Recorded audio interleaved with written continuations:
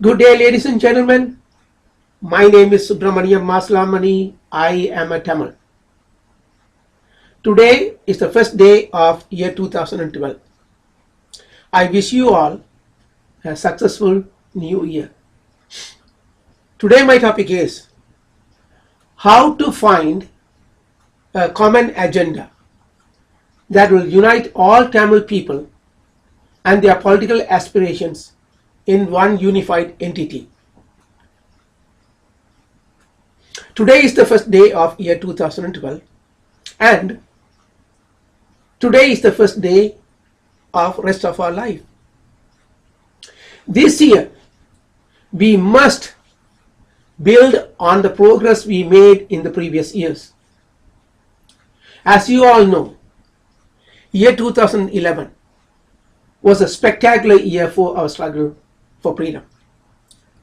We as a community made a lot of progress. This year, 2012, our main focus will be on uniting the Tamil community worldwide and to make them a viable moral and political force for the emancipation of Tamils worldwide. Freedom with unity is like building a building without cement, just bricks laid on top of each other.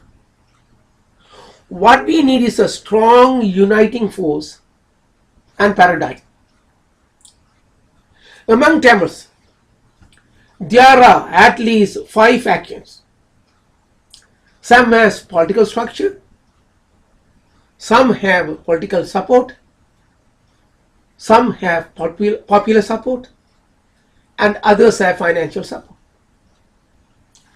But none of these alone can achieve anything meaningful and substantial.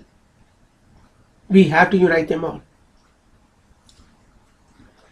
It took Mahatma Gandhi 2 years to get the theme right for the Indian freedom. Just the theme. It took Abraham Lincoln 7 elections to win the White House. It took Nelson Mandela 20 years in the prison to free South Africa. And of all, Martin Luther King has to sacrifice his life for the freedom of the African Americans. And some people may not like it. It took our great hero, Prabhakaran, 30 years to bring our struggle to the attention of the world community. He is my hero. We have a lot of work to do. There is no one day we can put up our legs and say, let's take it easy. No. This is not possible and feasible. Freedom is an ongoing struggle. It's a work in progress. It's a work in process. Freedom is an evolutionary process. It is a non-stop, natural process. The day we stop, that is the day we start losing it. We lost it once. We are not going to let it happen again. There is no substitute for freedom. Our freedom will come the day we Tamils unite all over the world. Without unity among us, freedom will remain a dream and not a reality. The wiser, and wisest among the Tamil community are deserting in droves because there is no unity, and we are not uniting either. I have been an ardent supporter of the Tamil freedom over 50 years. In my life, I have found that in any community, unity is of paramount importance. In fact, the socio-economic prosperity depends on how well the community is united. In fact, if you look at the world community, If you look at the word community, there is unity at the suffix at the end of the word. Then there cannot be a community without unity. Then why are we not focusing on the main aspect of a community, which is the unity? I will tell you, I sent out an email to 4,000 Tamils worldwide. Listen carefully, including Father Emmanuel, Mr. V. Rudrakumar, the Prime Minister of the Tamil TGTE, Tamil Net, World Tamil Forum, World Tamil Movement, British Tamil Forum, and lots of prominent Tamils. Sad to say, only 4 people endorsed the need for unity. None from the so-called alpha males, I mean the leaders. You know, the misleaders among us. Then I see there's a lot of effort going on to form a government in exile. The very purpose of a government is community. And the government is formed by uniting the people. Then what's going on? Only elections, appointments, conferences, parliamentary sessions, protest meetings, etc. As Occam Reyes principle suggests, that there is a simple solution to all problems. The Tamil problem is so simple, it can be solved by a simple unity. Then why are we not talking about it? There is good news for Mahinda Rajapaksa. For as long as Tamils are divided, there is no serious issue of Tamil rights or problems. If the Tamils are seriously missing their rights and freedoms, they will unite, isn't it?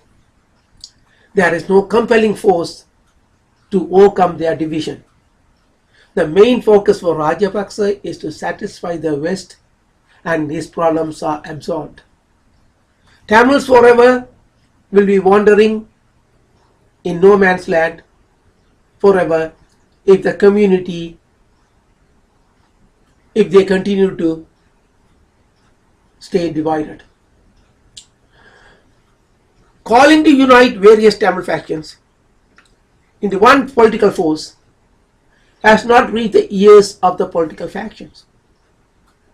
As a Tamil, I do not know whom to belong and whom to support. I have not seen a concerted, concrete, composite and comprehensive agenda by any of the so-called groups. But it looks like the agenda is identical. But if the agenda is identical, then there should be unity and confluence. But it is not. The theme in the new year should be defined a common agenda that will bring all factions together as one unified force with mass and velocity. I am sure when I open the talk and story of unity, out will come the people who will call me all kinds of names. Hold your tongue, naysayers and negative thinkers. You are the inspiration for me to work harder than ever before. In the year 2012, our main focus will be in bringing together various Tamil groups into one united political force. Some factions have the political structure, others have the political support, and some have the popular support. So we have something to work with. As Mao Zedong said, I hope we don't have to resort to destruction to commence construction. In the new year, we will, at our own expense, bring the various factions to come for a global meeting of minds and forge a united front like what we did in 1972 with the formation of Tamil United Liberation Front. Some people think they can unite people by coercion, while others think they can be united by force.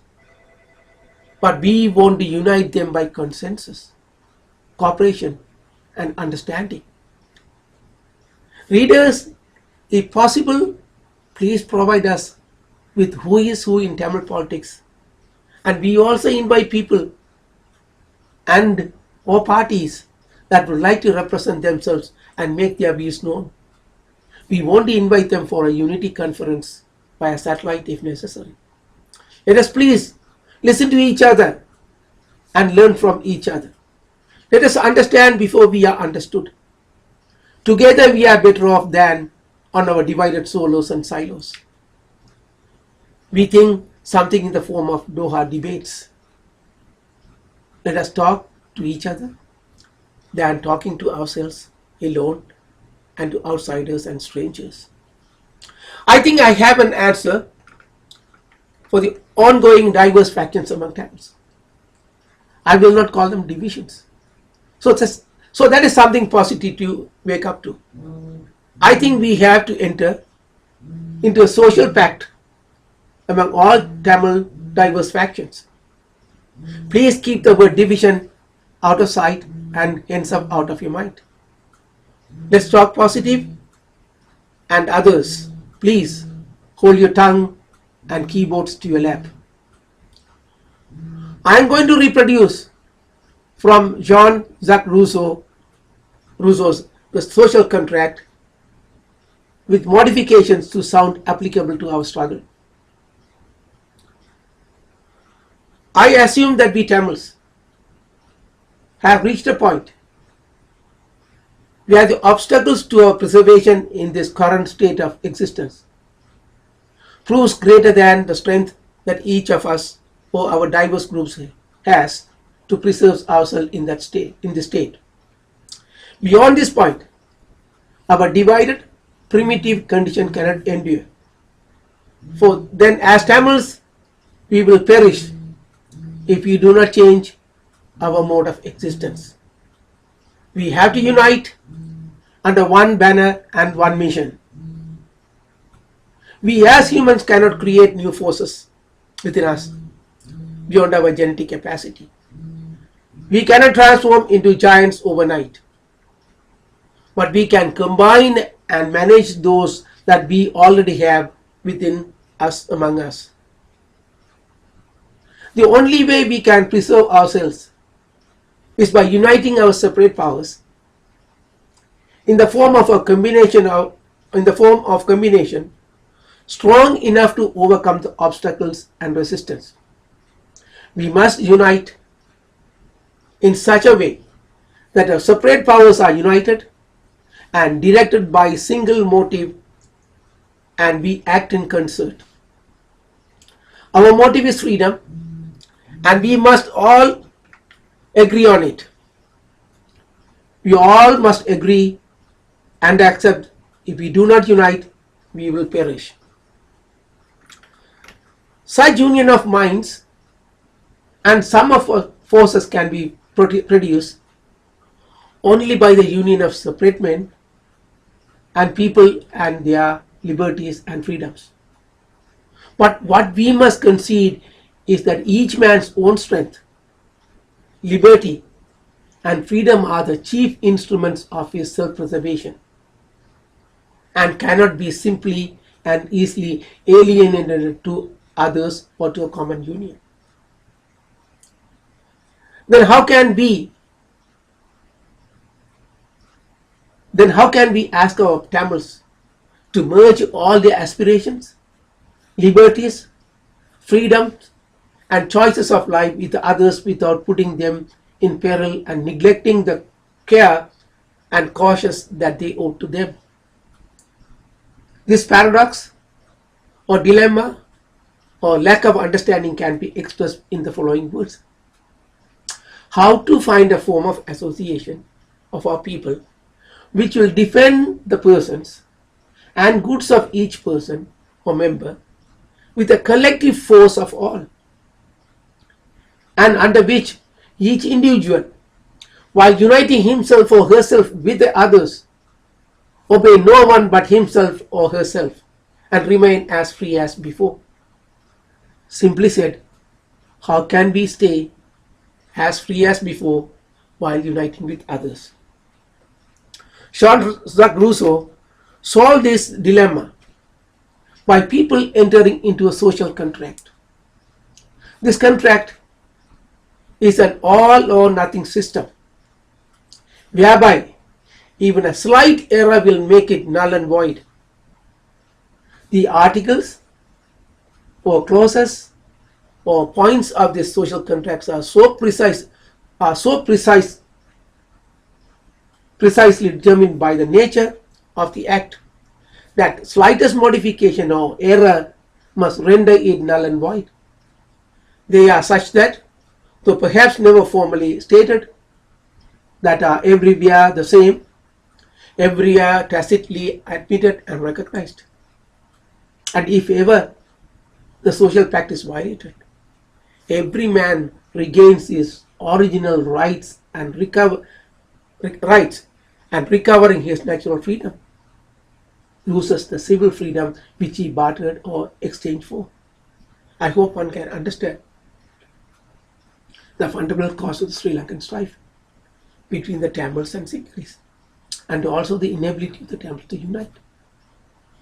The first is due to violation of the social contract, and the second is due to the lack of will and wisdom of the Tamils to unite and form a social contract under one union. Our purpose here is to set some insight to induce Tamils to unite and so to show them, and also to show them that extra added benefits over what they already have. These articles or clauses or points of associations, if rightly understood, are reducible to one single one, namely total alienation of each person or associate or member of himself or herself and his or her rights to the whole Tamil community. Thus, in the first place, as every individual gives himself or herself absolutely and completely, the conditions are same for all. And precisely and expressly because they are same for all, it is in no one's interest to make the conditions onerous or difficult for others. We give up completely, but not necessarily equally.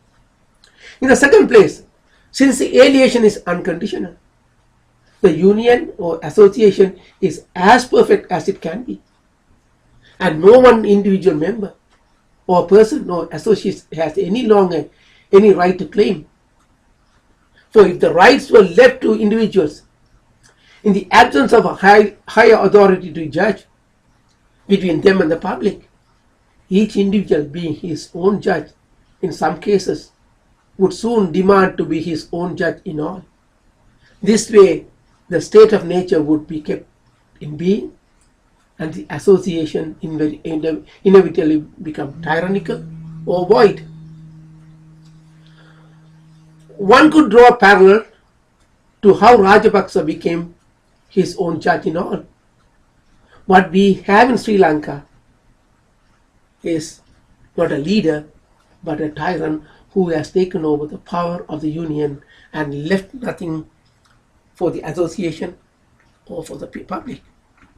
And in the final phase, since each man gives himself to all of the other members or associate or people, he gives himself up to no one in particular, but to an association of people. And since no associate or member over whom he does not gain the same rights as others over him, each man recovers the equivalent of everything he loses. And in the bargain, he acquires more power to preserve what he has. So basically, man gets more than what we gave in and more. So in entering a social pact, we eliminate everything that is not essential to it. We will find that such an association will come down to this. Each one of us puts into the community his person and all his powers under one supreme direction of the general will of the community. As a body politic, we incorporate each member as an indivisible and equal part of the whole body politic. Immediately it becomes obvious, in place of the individual person of each contracting party, this act of association or incorporation create an artificial corporate body composed of as many members as there are voters in the community or assembly. This body acquires more power than us individually. When done right, it acquires unity, its life, its will, and hence its strength. This is what our Tamil community lack and misses. We can become a formidable negotiating entity if we can unite every Tamil as an indivisible part of the whole enterprise. This, our current people and leaders are unable to do it. The reason may be fear, may be ambition, or may be ignorance. But this must and should be done. But we will remain divided. We will remain subjugated. And we will remain weak if we fail to unite. For some strange reason, the word unity seems elusive and anathema to us. The Western nations do well because they have formulated this contract very well, and they call it a constitution. And they also have formulated people's rights called Magna Carta, Bills of Rights, and Charters of Rights to encourage citizens to express their concerns openly and vigorously. It's needed in any society. If people do not participate in the body politic, the body politic will simply disintegrate like in Sri Lanka. We Tamils think talking may get us into trouble, so we remain rather subservient. That is understandable. My final note of concern is, in the South Asian region, freedom seems to be under constraint. Leaders think it is their right to acquire power without responsibility to the people. The purpose of the government is to serve the people, but not to make servitude of the people. In a way, they are not ready for fully blown democracy. For one thing, the people do not exercise their right, and the other thing is elected officials assume they acquire power on being elected. Both are bad for the nation. This journey is a long one, but has to be continued. But Tamil 70 million strong must come together, stay united, work hard, and never ever give up. We are winning, we are gathering momentum, and the best is yet to come. I thank you very much. Until next week, my name is Subramaniam Maslamani, world-class Tamil powered by convictions, commitments, and conscience.